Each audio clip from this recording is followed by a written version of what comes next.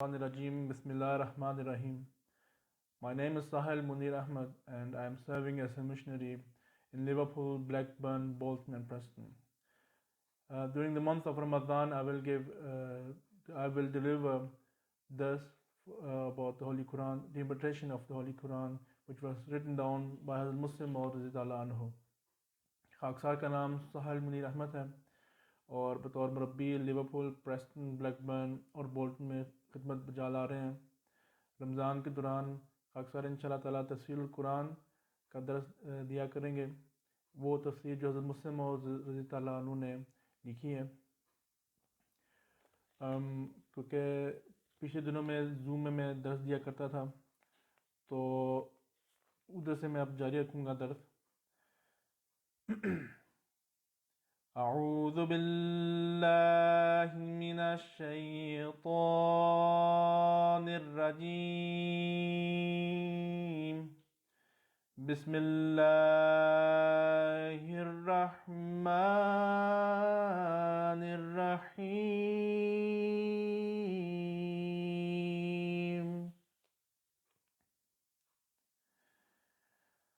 ایاما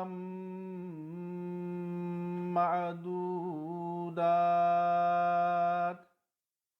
فمن كان منكم مريضا أو على سفر فعدة من أيام أخر وعلى الذين يطيقونه فدية طعام مسكين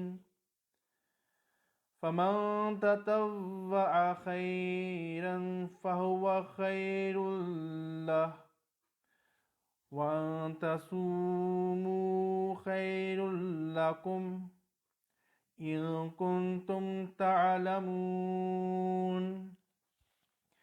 The English translation is: The prescribed fasting is for a fixed number of days, but whoso among you is sick or is on a journey shall fast the same number of other days.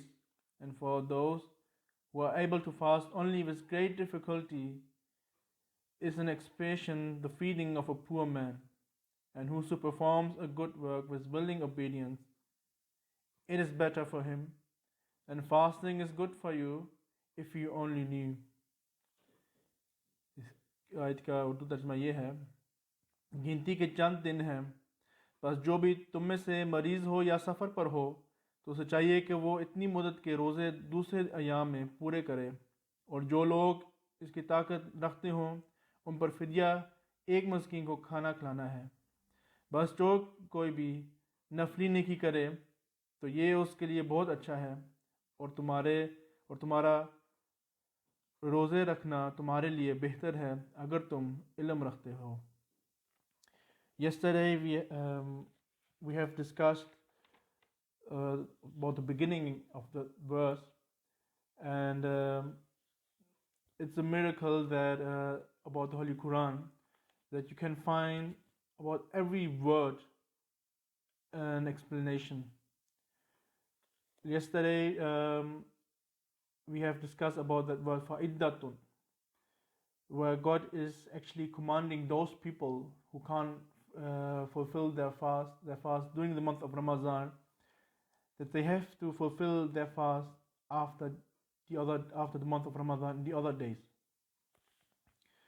We have discussed about those people who are on a journey. Now we will discuss about those people who are suffering from certain illnesses or who are ill and taking daily medication. Hazrat Muslim Maud Razi Ta'ala Anhu has made it clear that those people who take medicine every day, they are not allowed to fast and they should not fast. کل ہم نے اس آیت کی تفسیر شروع کر دی تھی. قرآن کریم کا ایک معجزہ یہ ہے کہ ہر لفظ میں ایک کوئی نہ کوئی اس میں کوئی حکمت ہوتی ہے اور اس کی تفسیر بھی ملتی ہے. بلکہ اگر آپ ایک لفظ کو لے لیں بھی تو بعض دفعہ اس طرح ہوتا ہے کہ حضرت مسلم موعود ایک لفظ کے بارے میں جو تفسیر بیان کرتے ہیں، اگر وہ لکھی جاتی ہے تو آپ دیکھ سکتے ہیں کہ اس کے ایک سے زائد صفحے بن جاتے ہیں. تو یہ اللہ تعالیٰ کی طرف سے ایک حکمت تھی کہ ایسی کتاب نازل ہو جس میں جو ہر لفظ جو ہو وہ ہمارے لیے کافی ہو، سمجھنے کے لحاظ سے بھی اور اس پر عمل کرنے کے لحاظ سے بھی. پچھلی دفعہ ہم نے فعدتن کے لفظ کے بارے میں پڑھا تھا. حضرت مسلم موعود فرماتے ہیں یہ لفظ اس میں اللہ تعالیٰ حکم دے رہا ہے ان لوگوں کے لیے جو مریض ہوں یا سفر پہ ہوں یا کسی وجوہات کی وجہ سے اپنے روزے جو ہیں رمضان کے مہینے میں پورے نہیں کر سکتے ہیں. ان کے لیے حکم یہی ہے کہ پھر وہ اپنے روزے جو ہیں اگلے دنوں میں پورے کریں، یعنی رمضان کے مہینے کے جو اگلی مہینے ہیں سال کے ان دنوں کو پورا کریں. ہم نے ان لوگوں کے بارے میں ذکر کیا تھا جو سفر میں ہیں، کل جو گزشتہ دنوں میں ان کے بارے میں ذکر کیا تھا جو سفر میں ہیں. آج ہم ان لوگوں کے بارے میں پڑھتے ہیں جو مریض ہیں، ان کے بارے میں حضرت مسلم موعود کیا فرماتے ہیں. حضرت مسلم موعود رضی اللہ عنہ explained that for a person who needs to take medicine every day, that he is not allowed to fast and should give instead fidya. Furthermore, he also said that sometimes people look from their expression, from their body language, or try to make it understand for them that if they looking healthy, then they should fulfill the fast. Hazrat Muslim Maud has said that it is not what is outside the body, it is what is inside the body. If you are feeling ill, or if you know that your body is feeling weak, then you shouldn't fast. You shouldn't look what is how you feeling or how you looking. You should look how you feeling inside that body. Furthermore, the Muslim also said that if a doctor has said that you shouldn't fast, if he already has given the explanation of the reason for your illness, then you shouldn't listen to the doctor and you shouldn't fast.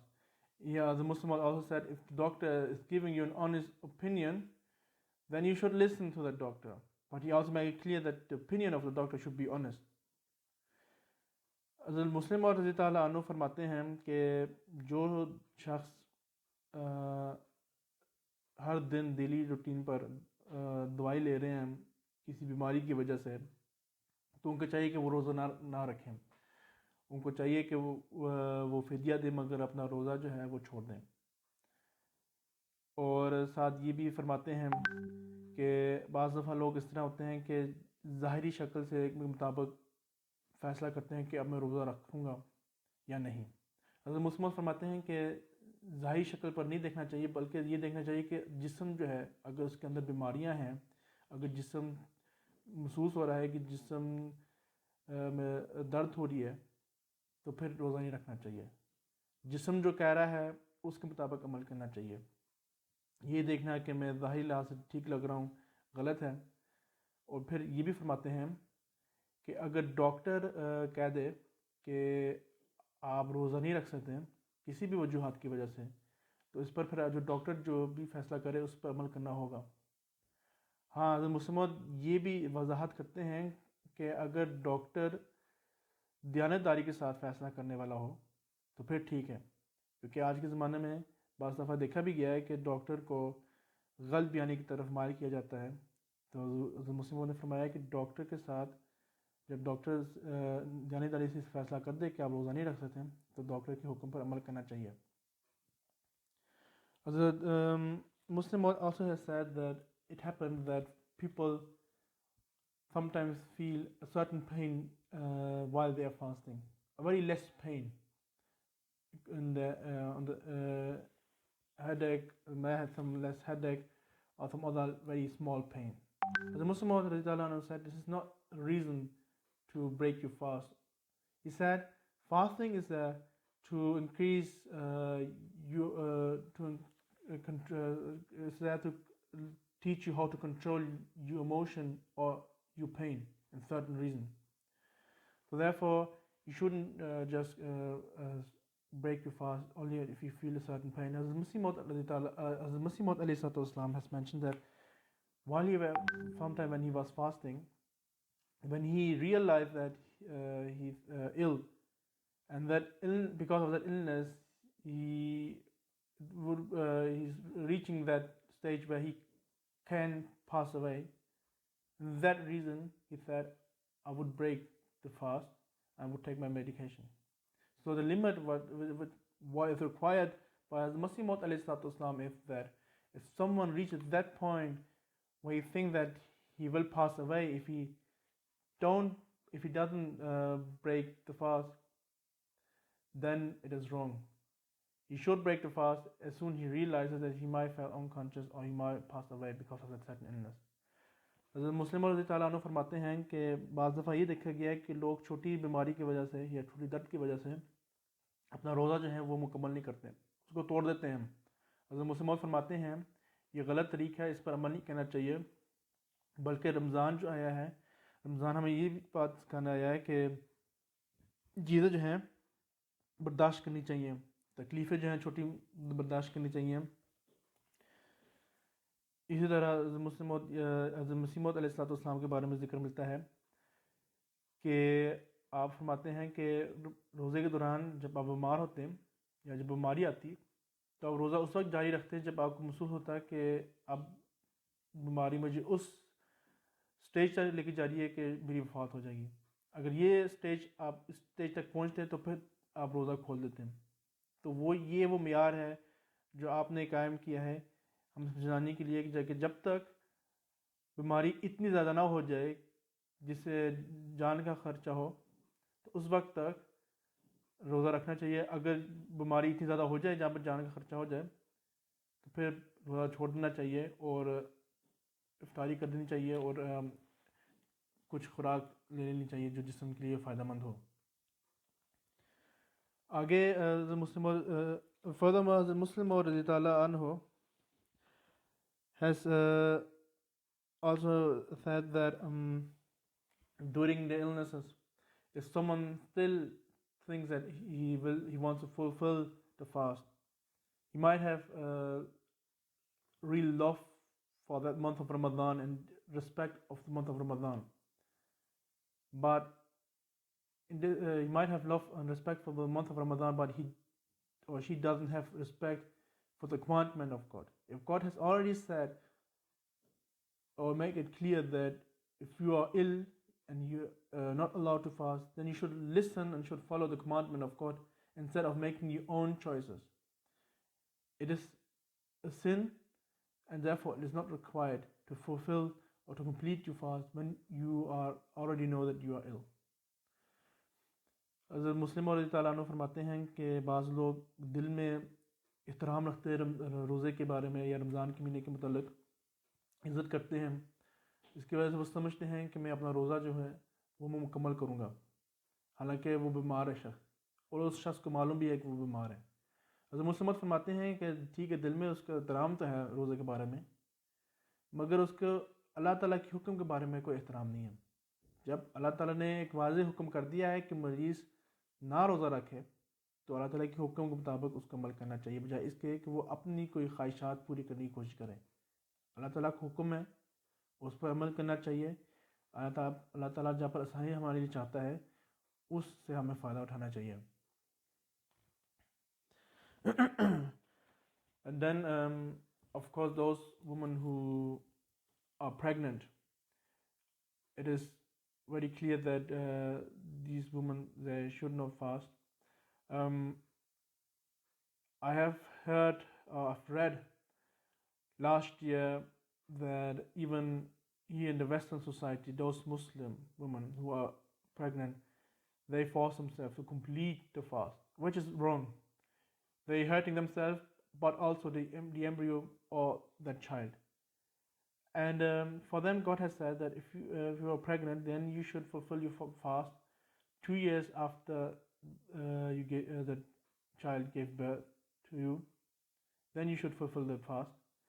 And as Muslim world has also said that even if it takes you then more than 1 year by fulfilling the days of fasting, then you should do it, but you shouldn't leave out those missing days. پھر حاملہ عورتوں کے بارے میں حضرت مسلم وضاحت کرتے ہیں کہ فرماتے ہیں کہ حاملہ کے لیے یہی ہے حکم کہ وہ روزہ نہ رکھے، بلکہ جب دودھ پلانے کا وقت ختم ہو جائے تو اس کے بعد پھر جو بھی دن رہ گئے تھے ان کو پورا کریں اگلے مہینوں میں.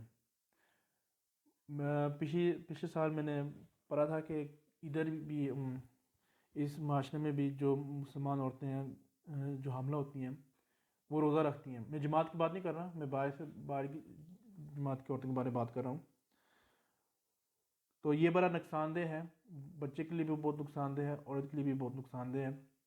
جب اللہ تعالیٰ نے ساری آسانیاں ہمارے لیے پیدا کی ہے اس پر عمل کرنا چاہیے اور روزہ نہیں رکھنا چاہیے. ہاں 2 سال بعد جب دودھ پلانے کا وقت ختم ہو جائے تو پھر روزہ رکھنا، اس کے جو باقی جو دن رہ گئے ہیں اس کو مکمل کرنے چاہیے. اگر اس کو 1 سال سے زیادہ بھی لگے تب بھی اس کو جو دن رہ گئے ہیں وہ مکمل کرنے چاہیے.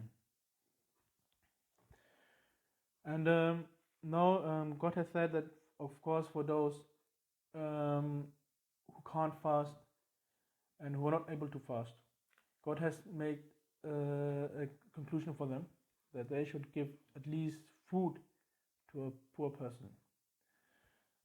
If you read that phrase of وَعَلَى الَّذِينَ يُطِيقُونَهُ فِدْيَةٌ طَعَامُ مِسْكِينٍ, then you should remember while reading certain phrases of a verse, we should remember that God is putting our mind to those people who are suffering every day from this problem. He's trying to put our mind to those people who are starving to death. Even though we don't have to give fidya, but still we should have a little feeling for those people. Not a little, a big feeling, that we should have this habit of giving charity. So basically there are certain phrases, even if we don't have to follow those phrases, still we should read them because God wants that our mind should go to those people and we should make ourselves ready to help them and to fulfill their rights, as it's very necessary to fulfill the rights of the creation of Allah. اللہ تعالیٰ کہتا ہے کہ جو دوست نہیں روزہ رکھ سکتے ہیں، جو بیمار ہیں، ان کے بارے میں اللہ تعالیٰ کا یہ واضح حکم ہے کہ وہ فدیہ دیں، یعنی ایک مسکین کو کھانا کھلائیں. اور یہ جو فکرہ ہے، یہ جو اللہ تعالیٰ کا یہ قول ہے وَعَلَى الَّذِينَ يُطِيقُونَهُ فِدْيَةٌ طَعَامُ مِسْكِينٍ، کہ جو لوگ اس کی طاقت رکھتے ہوں ان پر فدیہ یہ ایک مسکین کو کھانا کھلانا ہے. اللہ تعالیٰ اگر ہم یہ آیتیں اگر پڑھتے ہیں، یہ جو فکریں پڑھتے ہیں، تو اللہ تعالیٰ چاہتا ہے کہ ہماری توجہ بھی ان لوگوں کی طرف ہو. بے شک ہمارے پر واجب نہیں ہے کہ ہم فدیہ دیں کیونکہ ہم روزے پورے کر رہے ہیں، مگر پھر بھی اللہ تعالیٰ چاہتا ہے کہ ایک دفعہ یہ آیت تو پڑھو تاکہ پھر بھی آپ کا ذہن ان لوگوں کی طرف جائے جو ہر دن اس مشکلات سے گزار رہے ہیں، جو بھوک کی وجہ سے اپنی جان دے رہے ہیں یا بھوک کی وجہ سے ان کی جان ہلاک ہو رہی ہے، ضائع ہو رہی ہے. تو اللہ تعالیٰ چاہتا ہے کہ ان کی طرف آپ کا ذہن جائے تاکہ آپ ان کی خدمت میں صدقہ بھی دو اور ان کی خدمت کرو، کیونکہ حقوق العباد بھی اسلام کا ایک بہت اہم عمل ہے جس پر ایک اہم حکم ہے جس پر عمل کرنا چاہیے. Then of course those people who couldn't fulfill their fast during the month of Ramadan also should give fidya. Remember our beloved Khalif Khalifatul Masih al-Khamis Ayyadullah Ta'ala ibn Aziz has mentioned in his last Friday sermon that we should give fidya. Those people who can't fulfill their fast should give fidya because this will be a reminder for them that they have to complete their fast in the other days. پھر وہ لوگ جو کسی وجوہات کی وجہ سے اپنے روزے رمضان کے دوران پورے نہیں کر سکتے تو وہ بھی فدیہ دیں. اور حضرت ہمارے پیارے امام حضرت خلیفۃ المسیح الخامس ایّد اللہ تعالیٰ ابن عزیز نے اپنے پچھلے خطبے میں یہ فرمایا کہ فدیہ دیا کریں، کہ فدیہ دینے سے ایک یاد دہانی رہے گی کہ ہم نے ابھی اپنے روزے جو ہیں وہ پورے کرنے ہیں. And then he said فَمَنْ تَطَوَّعَ خَيْرًا فَهُوَ خَيْرٌ لَهُ, and whoso performs a good work with willing obedience, it is better for him. Now that word tatawwa, In Arabic, you would say that this means that if you are feel lazy by doing a good deed, but still you forcing yourself to do a good deed to please you Allah, then this particular deed is highly acceptable in the eye of Allah.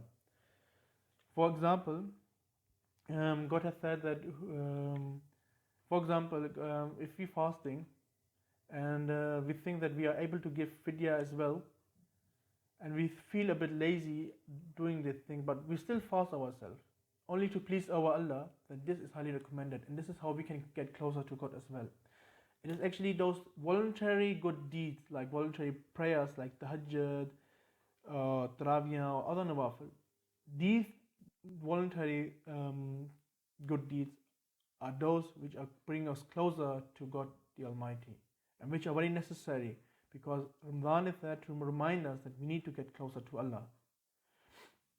And in this case, if someone is fasting and he thinks that he can give fidya to someone, and if he do so, then it will be a voluntary good deed, and I said this will bring him very close to Allah. Or if someone is can't fast but is giving fidya to one person, and he thinks he can give fidya to two persons, then if he's doing it, then it is good. As I said, this will be highly acceptable in the eyes of Allah. Remember, those people who are giving fidya because they can't fast, and those people who are fasting, the reward will be the same, because both are fulfilling the commandment of Allah. پھر اللہ تعالیٰ یہ فرماتا ہے کہ بس جو کوئی بھی نفلی نیکی کرے تو یہ اس کے لیے بہت اچھا ہے. تطوع کا جو لفظ ہے قرآن عربی میں اس وقت استعمال کرتے ہیں کہ جب کوئی شخص اپنے نفس کو اس بات پر مجبور کرتا ہے کہ میں آپ کو یہ نیکی کروں، نفلی نیکی کروں. مراد یہ ہے کہ مثلاً اگر کوئی شخص روزہ رکھتا ہو اور وہ سمجھتا ہے کہ میں فدیہ بھی دے سکتا ہوں. فدیہ یاد رکھنا چاہیے کہ اپنی استطاعت کے مطابق دینی چاہیے. اگر کوئی فدیہ نہیں دے سکتا تو اس کو فدیہ نہیں دینا چاہیے.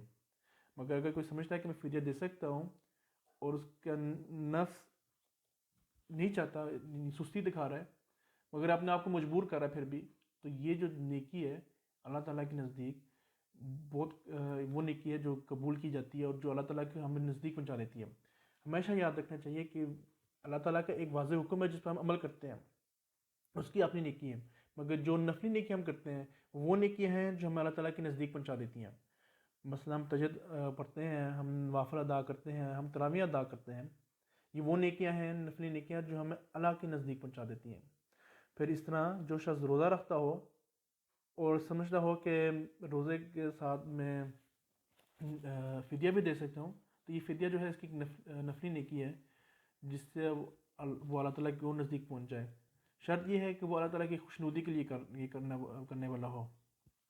پھر وہ لوگ جو فدیہ بھی دیتے ہوں کیونکہ وہ روزہ نہیں رکھ سکتے ہیں اور وہ سمجھتے ہیں کہ میں ایک بجائے دو لوگوں کو فدیہ دے سکتا ہوں، تو یہ بھی ایک نفلی ایک نیکی ہوگی ان کی طرف سے، جو جسے میں بتا چکا ہوں، جو ان کو اللہ تعالیٰ کے اور نزدیک پہنچانے والی ہو. یاد رکھیں کہ فدیہ دینے والا اور روزہ رکھنے والا کے ثواب ایک ہی ہے، کیونکہ دونوں اللہ تعالیٰ کے حکم پر عمل کرنے والے ہیں. And in the end, God has said, وَأَن تَصُومُوا خَيْرٌ لَكُمْ إِن كُنتُمْ تَعْلَمُونَ. And fasting is good for you if you only knew. Muslim scientists, they become successful only because they have read and studied the Holy Quran. Sometimes they have read certain verses of the Holy Quran and they start thinking or focusing on that verse.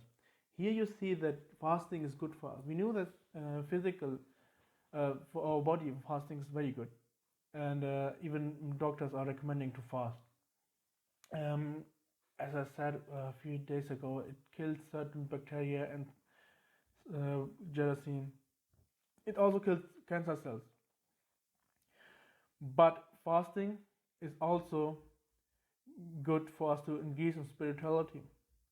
And this verse is actually putting our mind to that thing that to that point that we should remember why God has actually created us. The only thing why God has created us is that everything we do, every good deed we do it to please our Lord. And fasting, everything like fasting, we will do istighfar, we will do say Durood Sharif. These things we do it only to please our Allah. This should be in our mind, and this should be our task to please our Allah. Every good deed, every voluntary good deed should be only to please our Allah. And fasting is actually a practice for us that we should remember that. آخر میں اللہ تعالیٰ یہ فرماتا ہے کہ تمہارا روزے رکھنا تمہارے لیے بہتر ہے اگر تم علم رکھتے ہو. مسلمان جو ہمارے جو سائنسدان تھے مسلمان پہلے، وہ اس لیے اتنی ترقی کر کے گئے ہیں کیونکہ جو قرآن مجید وہ پڑھتے تھے اس پر وہ عمل بھی کرتے تھے، اس کو سمجھنے کی کوشش کرتے تھے. رمضان جو ہے ہمارے جسم کے لیے بھی اچھا ہے اور روحانی لحاظ سے بھی اچھا ہے، اور اس سے ہی اللہ تعالیٰ ہماری توجہ یہ دلاتا ہے کہ ہم یاد رکھنا چاہیے کہ اللہ تعالیٰ نے ہم اس لیے پیدا کیا تاکہ ہم اللہ تعالیٰ کی خوشنودی حاصل کرنے والے ہوں. ہم نیکی جو ہم کریں اللہ تعالیٰ کی خوشنودی کے لیے کریں، نفلی نیکی کریں، اللہ تعالیٰ کی خوشنودی کریں. اور یہی رمضان ہمیں اس کے بارے میں سمجھا رہا ہے. اللہ تعالیٰ کرے کہ ہم اس پر عمل کرنے والے ہوں. جزاک اللہ. انشاءاللہ اگلی دفعہ کل کا درس پر انشاءاللہ اگلی دفعہ دعا کیا جائے گا. جزاک اللہ. اپنے خیال رکھیں اور اپنے بیمار بھائیوں کے لیے بھی دعا کریں. And before I go, remember everyone in your prayers, especially those who are suffering from certain illnesses.